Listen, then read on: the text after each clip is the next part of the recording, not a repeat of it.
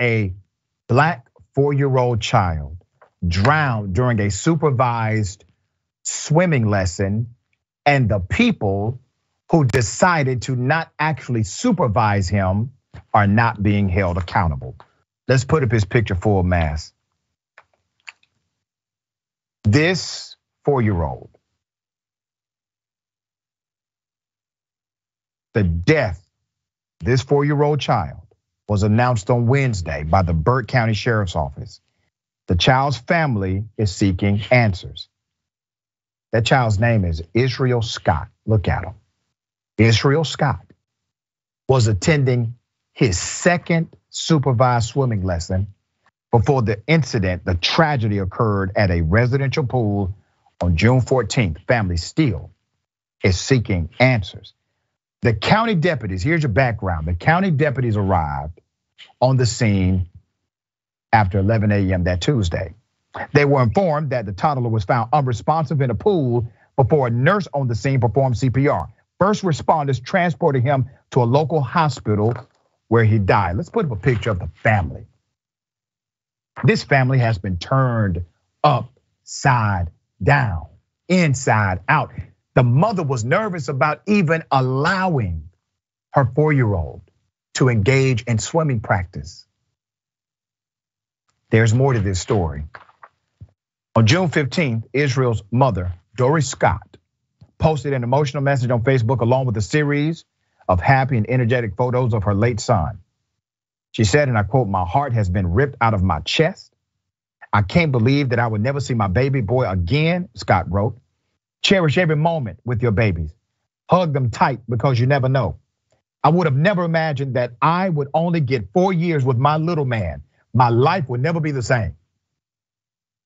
Grieving mother recalled her son being nervous when she signed him up for a week, just 1 week of swim lessons last month. But he was so excited to start his journey. According to the Shade Room, Scott told the outlet that the instructor, let's put her picture up.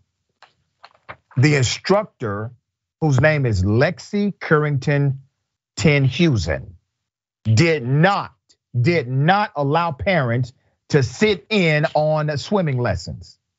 So the mother, by rule of this instructor that you're looking at right here, the mother had to leave her child under the supervision of that instructor and wait in her car. You know, if the mother was there, the mother would have saved her child. The mother would have supervised properly her child.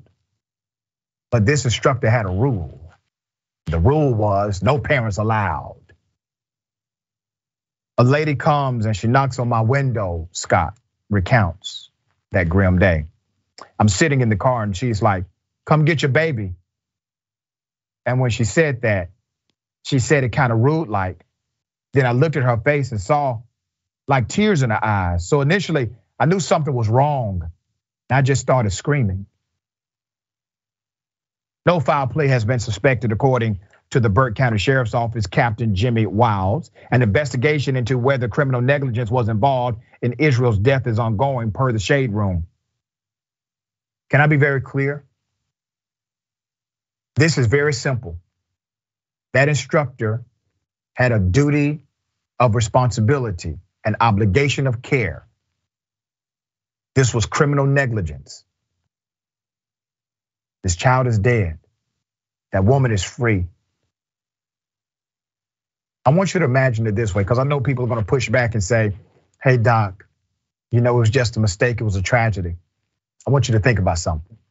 Imagine if a white mother took a white child to an all-black swimming camp. Imagine if the black instructor told the white mother, "You cannot stay here while I train or instruct your white child in this water." The white mother goes to her car. The black instructor does not pay attention, and the white child dies. Do you think the Burke County Sheriff's Office would be as, let's say, forgiving? Defense attorney Lee Merritt, who was representing the Scott family, revealed to the outlet that the family was refunded their money by the instructor. for the week's session, but offered no apologies in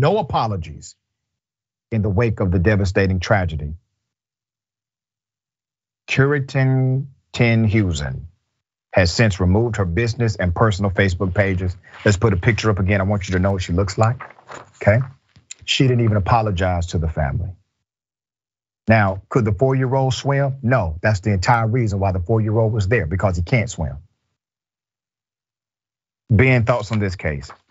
Yeah, I mean, just like not offering an apology is like absolutely absurd. Everything about this is absurd. Like, not allowing parents, it doesn't make any sense, right? You're taking on a responsibility. If you're gonna put in place a rule, an additional rule that says you're not gonna have other adults there in the room, right? Well, then you are taking on an additional responsibility, that's unnecessarily right. So, which is inevitably putting children at risk. If you're teaching kids how to swim, you know that by definition, they don't know how to swim, right? So it's just, it's unbelievably negligent. It's negligent all around. And like, literally, I can't imagine any good reason for a rule like that being in place. Like I can't imagine any good reason for a rule like that being in place, especially when you've got like little kids. Obviously, you can only pay attention to so many kids at once. So you'd want to have more people in the room. There's no good reason, there's a bad reason. And I think the bad reason is the instructor did not want to be held accountable to actually pay attention as she should have.